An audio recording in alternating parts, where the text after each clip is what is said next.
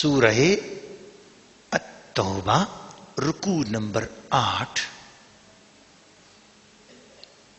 تلاوت. انما الصدقات للفقراء والمساكين والعاملين عليها والمؤلفة قلوبهم وفي الرقاب والغارمين وفي سبيل الله وابن السبيل فريضة من الله والله عليم حكيم. ومنهم الذين يؤذون النبي ويقولون هو أذن قل أذن خير لكم يؤمن بالله ويؤمن للمؤمنين ورحمة للذين آمنوا منكم والذين يؤذون رسول الله لهم عذاب أليم. يحلفون بالله لكم ليردوكم والله ورسوله أحق أن يردوه إن كانوا مؤمنين. ألم يعلموا أنه من يحادد الله ورسوله فأن له نار جهنم خالدا فيها ذلك الخزي العظيم. يحذر المنافقون أن تنزل عليهم سورة تنبئهم بما في قلوبهم قل استهزئوا إن الله مخرج ما تحذرون. ولئن سألتهم ليقولن إنما كنا نخوض ونلعب قل أبالله وآياته ورسوله كنتم تستهزئون لا تعتذروا قد كفرتم بعد إيمانكم إن نعفو عن طائفة منكم نعذب طائفة بأنهم كانوا مجرمين. سورہ التوبہ رکوع نمبر 8 ترجمہ کنز الایمان. زکوٰۃ تو انہی لوگوں کے لیے ہے محتاج اور نرے نادار اور جو اسے تحصیل کر کے لائیں اور جن کے دلوں کو اسلام سے الفت دی جائے اور گردن چھوڑانے میں اور قرض داروں کو اور اللہ کی راہ میں اور مسافر کو. یہ ٹھہرایا ہوا ہے اللہ کا اور اللہ علم و حکمت والا ہے. اور ان میں کوئی وہ ہیں کہ ان غیب کی خبریں دینے والے کو ستاتے ہیں اور کہتے ہیں کہ وہ تو کان ہے. تم فرماؤ تمہارے بھلے کے لیے کان ہیں. اللہ پر ایمان لاتے ہیں اور مسلمانوں کی بات پر یقین کرتے ہیں اور جو تم میں مسلمان ہیں ان کے واسطے رحمت ہیں. اور جو رسول اللہ کو ایذا دیتے ہیں ان کے لیے دردناک عذاب ہے. تمہارے سامنے اللہ کی قسم کھاتے ہیں کہ تمہیں راضی کر لیں اور اللہ اور رسول کا حق زائد تھا کہ اسے راضی کرتے اگر ایمان رکھتے تھے. کیا انہیں خبر نہیں کہ جو خلاف کرے اللہ اور اس کے رسول کا تو اس کے لیے جہنم کی آگ ہے کہ ہمیشہ اس میں رہے گا. یہی بڑی رسوائی ہے. منافق ڈرتے ہیں کہ ان پر کوئی صورت ایسی اترے جو ان کے دلوں کی چھپی جتا دے. تم فرماؤ ہنسے جاؤ اللہ کو ضرور ظاہر کرنا ہے جس کا تمہیں ڈر ہے. اور اے محبوب اگر تم ان سے پوچھو تو کہیں گے کہ ہم تو یوں ہی ہنسی کھیل میں تھے. تم فرماؤ کیا اللہ اور اس کی آیتوں اور اس کے رسول سے ہنستے ہو؟ بہانے نہ بناؤ تم کافر ہو چکے مسلمان ہو کر.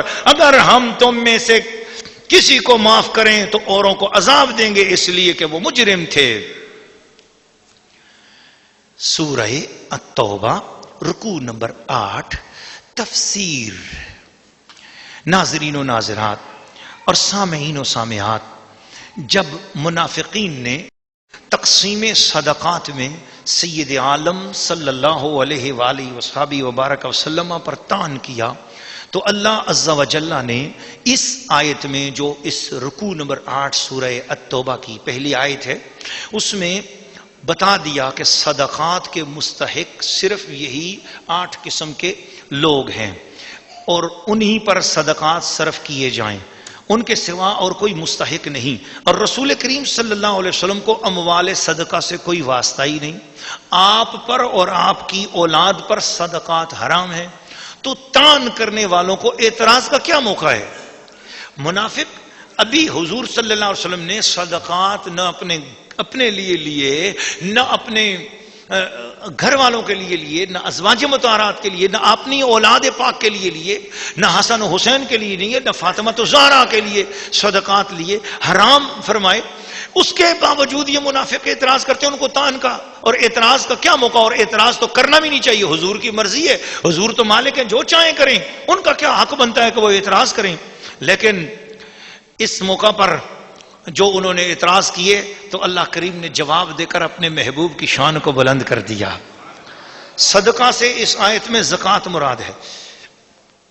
مسئلہ شریعت کا ایک معاملہ بھی سن لیجئے کہ زکوٰۃ کے مستحق 8 لوگ قرار دیے گئے اس آیت میں. ان میں سے مؤلفۃ القلوب جو ہیں وہ باجماع صحابہ ساقط ہو گئے. مؤلفۃ القلوب کون تھے؟ وہ لوگ تھے جن کا لإلاف قریش میں بھی ذکر ہے.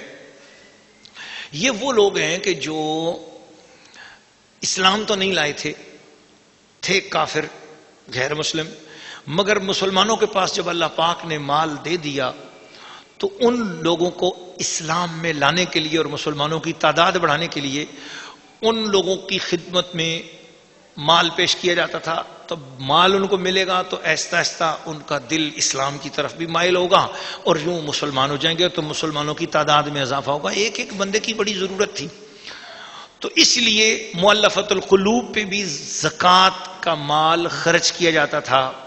ان غیر مسلموں پر جن کے اسلام لانے کی امید تھی یا جن کے اوپر یہ یقین تھا کہ یہ ان کی خدمت اگر کی جائے مالی طور پر تو یہ اسلام کی طرف مائل ہو جائیں گے اور اسلام قبول کر لیں گے. جب اللہ تعالیٰ نے اسلام کو غلبہ دیا تو اب اس کی حاجت نہ رہی. یہ اجماع زمانہ صدیق میں منعقد ہوا. اب دوسرا معاملہ سن لیجئے شریعت کا کہ شریعت میں فقیر کسے کہتے ہیں؟ فقیر وہ ہے جس کے پاس ادنا چیز ہو اور جب تک اس کے پاس ایک وقت کے لیے کچھ ہو اس کو سوال حلال نہیں. مسکین کسے کہتے ہیں؟ مسکین وہ ہوتا ہے جس کے پاس کچھ بھی نہ ہو اور وہ سوال کر سکتا ہے. عاملین وہ لوگ ہیں جن کو امام نے، مسلمانوں کے حکمران نے صدقہ کو لوگوں سے حاصل کرنے کے لیے مقرر کیا ہو تو ان کو بھی اس صدقے میں سے دیا جائے گا کہ وہ اور تو کوئی کام نہیں کر سکتے، وہ لوگوں سے وصولیابی کر کے لا رہے ہیں تو ان کو تو اسی کام میں ان کا وقت گزرتا ہے، لہٰذا ان لوگوں کو بطور اجرت کے اسی میں سے دیا جائے گا اور اتنا دیا جائے گا جو ان کے لیے اور ان کے متعلقین کے لیے کافی ہو.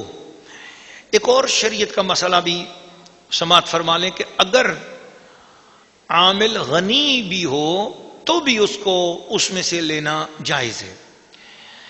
اور اب ایک اور مسئلہ بھی سماعت فرما لیجیے کہ اگر عامل سید ہو یا ایک وقت کے لیے کچھ ہو اس کو سوال حلال نہیں. مسکین کیسے کہتے ہیں؟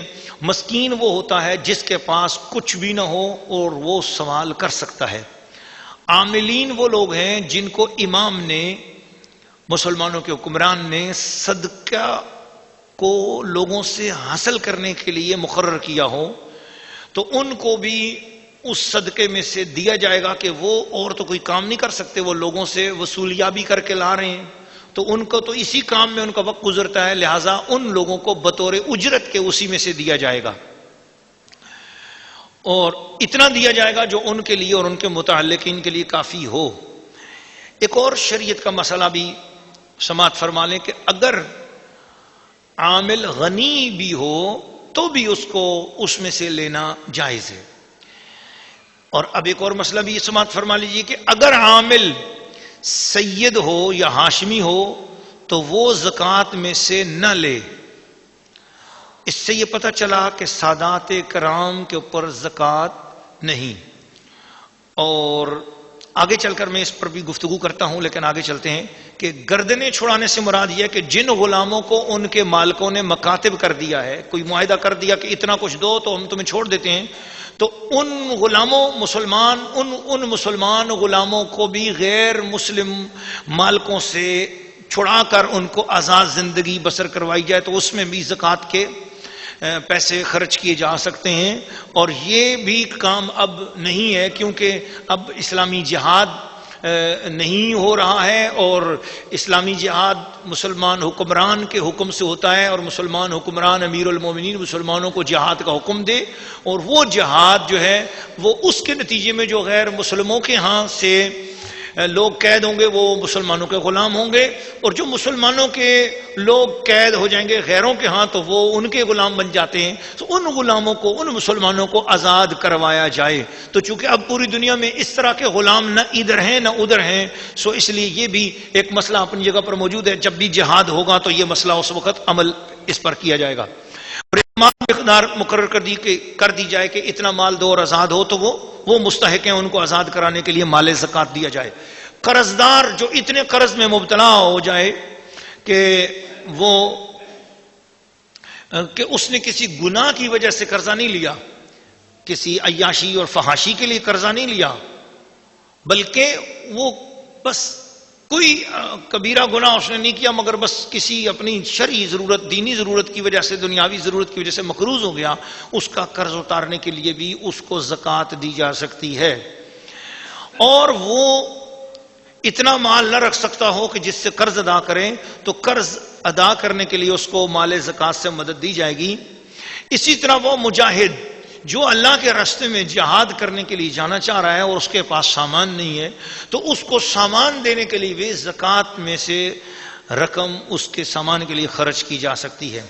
اسی طرح ایسا حاجی جو حج کے سفر میں نادار ہو جائے اور اس کے پاس کچھ بھی نہ رہا، کسی ڈاکو نے لوٹ لیا ہے، رستے میں گیا، پیسے گر گئے ہیں، اس کا سفر اس کے پاس نہیں ہے، حج فرض تھا، حج کے لیے گیا لیکن نادار ہو گیا، اس کے پاس کچھ نہیں رہا، تو اس حاجی کو بھی زکوٰۃ دی جا سکتی ہے، زکوٰۃ کے پیسوں میں سے اس حاجی کی مدد بھی کی جا سکتی ہے۔ تو ابن السبیل سے وہ مسافر مراد ہیں جس کے پاس مال نہ ہو۔ ایک اور مسئلہ کہ زکوٰۃ دینے والے کو یہ بھی جائز ہے کہ وہ ان تمام اقسام کے مصرف میں لوگوں کو دے، اور یہ بھی جائز ہے کہ ان میں سے کسی ایک ہی قسم کو دے۔ اور ایک اور مسئلہ سن لیجئے کہ زکوٰۃ انہی لوگوں کے ساتھ خاص کی گئی ہے، تو ان کے علاوہ اور دوسرے مصرف میں خرچ نہیں کی جائے گی، یعنی مسجد کی تعمیر میں زکوٰۃ بغیر ہیلے کے خرچ نہیں ہو سکتی، نہ مردے کے کفن میں، نہ اس کے قرض کی ادائیگی میں زکوٰۃ خرچ ہوگی۔ کفن وغیرہ اور مردے کے دفن کے لیے بھی زکوٰۃ سے خرچ نہیں کر سکتے۔ اور یہ مسئلہ جس پر میں گفتگو بھی کرنا چاہ رہا تھا کہ زکوٰۃ بنی ہاشم اور غنی اور ان کے غلاموں کو نہ دی جائے، اور نہ آدمی اپنی بیوی کو بھی زکوٰۃ نہیں دی جا سکتی، اپنی اولاد کو بھی زکوٰۃ نہیں دی جا سکتی، اور اپنے غلاموں کو بھی زکوٰۃ نہیں دی جا سکتی۔ یہ سارے مسائل حضرت صدر الفاضل نے تفسیر احمدی اور تفسیر مدارک کے حوالے سے یہاں پر بیان فرمائے ہیں۔ میں یہ عرض کرنا چاہ رہا ہوں کہ سادات کرام کو زکوٰۃ اس وقت کیوں حرام کی گئی تھی؟ وہ اس لیے حرام کی گئی تھی کہ سادات کرام کو باقاعدہ خمس میں سے ملتا تھا، وَأَنَّ لِلَّهِ خُمُسَهُ وَلِلرَّسُولِ، اللہ اور اس کے رسول کا جو حق تھا خمس وہ ملتا تھا، رسول کریم کی خدمت میں ہدیے آتے تھے، ان ہدیوں سے سادات کرام کو ملتا تھا۔ اب وہ خمس آپ مسلمانوں نے ہم سادات کرام کو دینا تو بند کر دیا ہے، زکوٰۃ بھی آپ نہیں دیتے، صدقات بھی آپ نہیں دیتے، وہ آپ کہتے ہیں کہ یہ حرام ہے، اور شریعت نے بھی کہا ہے حرام ہے، اور واقعی سادات کو زکوٰۃ اور صدقہ حرام ہے۔ اب سادات میں جو لوگ غریب ہوں اور جو لوگ مستحق ہوں کہ ان کی مدد کی جائے، تو ان کی مدد ہم کیسے کریں؟ زکوٰۃ تو دے نہیں سکتے، صدقات بھی دے نہیں سکتے کہ ان پر حرام ہے، کیونکہ ان کے رگوں میں خون رسول دوڑ رہا ہے، اور خون رسول کی یہ عظمت ہے کہ 1400 سال 1000 سال گزر جائیں، چاہے قیامت تک آنے تک کتنی صدیاں اور کتنے کروڑوں سال بھی گزر جائیں، سید کے بدن کے اندر جو خون ہے وہ رسول اللہ کی نسبت والا خون ہے۔ جس طرح رسول پاک کا خون پاک اور صاف ہے، اور اس کے لیے کسی قسم کی زکوٰۃ اور صدقہ نہیں دیا جا سکتا، کیونکہ وہ غریب کا حق ہے۔ سید اگرچہ غریب ہے، مگر اس کے اندر جو خون ہے وہ ساری کائنات کے امیروں سے بھی بڑے امیر کا خون ہے، اس ہستی مبارکہ کا خون ہے کہ جس نے فقر کو اختیاری کیا ہوا تھا۔ ان کا فقر اضطراری فقر نہ تھا، انہوں نے تو اختیار کر رکھا تھا فقر، ورنہ وہ تو اوتی تو مفاتی حل اردے، وہ تو زمین کے خزانوں کے مالک تھے۔ اس لیے ان کا خون مبارک اگر کسی سید سادے اور آل رسول کے اندر جو خون ہے، وہ خون اتنی عظمت والا ہے کہ ظاہری طور پر اگر سید زادہ غریب بھی ہو جائے، مسکین بھی ہو جائے، اور اس کو وہ مستحق زکوٰۃ ضامن طور پہ ہو بھی جائے، اس کو زکوٰۃ نہیں دو گے، اس کو صدقہ نہیں دو گے۔ کیوں؟ اس کی کیا وجہ ہے؟ وہ غریب بھی ہے اور اب اس کو زکوٰۃ نہیں ملتی، صدقہ نہیں دیتے، کیا وجہ ہے؟ دوستو، اس کے اندر ایک بڑی ایمان افروز وجہ تھی جو میں نے اعلیٰ حضرت امام اہل سنت پروانہ شمع رسالت امام العارفین امام احمد رضا خان فاضل بریلوی رحمۃ اللہ تعالیٰ علیہ کے فتاوی رضویہ شریف میں پڑھی۔ ان کی خدمت میں ایک فتویٰ آیا اور پوچھا گیا کہ حضور یہ بتائیں کیا سید زادے کو ہم زکوٰۃ کی مد میں سے پیش کر سکتے ہیں؟ اس پر آپ نے تقریباً 2 یا 3 صفوں پر مشتمل پورا بھرپور مبسوط فتویٰ دیا۔ میں اس کا خلاصہ آپ کے سامنے پیش کر رہا ہوں۔ اعلیٰ حضرت نے ارشاد فرمایا، ہاشا وکلا، جو کسی غریب یا غریب کے بچے کا حق ہے تم کیسے گوارا کرتے ہو کہ رسول اللہ صلی اللہ علیہ وسلم کی اولاد کو غریب سمجھو یا غریب کا بچہ سمجھو؟ بے شک یہ بات سمجھنا ایمان کے لیے بڑی عجیب بات ہے۔ اعلی حضرت رضی اللہ تعالیٰ عنہ نے ارشاد فرمایا، کیوں؟ زکوٰۃ اور صدقات کا مال تو تمہارے غریبوں کے لیے تھا، اور جو وہ 97% ہے وہ تمہاری اپنی اولاد کے لیے اور تمہاری اپنی جان کے لیے ہے۔ اللہ کے رسول نے سادات کے اوپر اسی لیے زکوٰۃ اور صدقہ کو حرام کیا ہے کہ تم ان کو غریب کا بچہ سمجھ کر زکوٰۃ مت دو، انہیں شہنشاہ دو عالم کی اولاد سمجھ کر اپنے حصے میں سے 97 میں سے حصہ پیش کرو، ان کو ہدیہ پیش کرو۔ اگر وہ غریب ہو گئے ہیں، ظاہری حالات کے طور پر وہ مسکین اور غریب ہیں، تو ان کو اس 2.5% میں سے نہیں دو گے، اس 40% میں سے نہیں دو گے، ان کو اس عشر میں سے نہیں دو گے جو تم نے غریبوں کے لیے نکالا، ناداروں اور مسکینوں کے لیے نکالا۔ بلکہ رسول اللہ کی اولاد کو نادار اور مسکین کیوں سمجھ رہے ہو؟ وہ تو ظاہری طور پہ حالات ایسے ہیں، ہاشا وکلا۔ آج تم اگر ان کی اولاد کو اپنی اولاد کے حصے میں سے ہدیہ پیش کرو گے تو کل قیامت کے دن ان کے نانا صلی اللہ علیہ وسلم اس دن تمہاری مدد کریں گے، جس دن تمہارے کام نہ تمہارا مال آئے گا نہ تمہاری اولاد آئے گی، اس دن وہ انہی سیدوں کا نانا صلی اللہ علیہ وسلم تمہارے کام آئے گا۔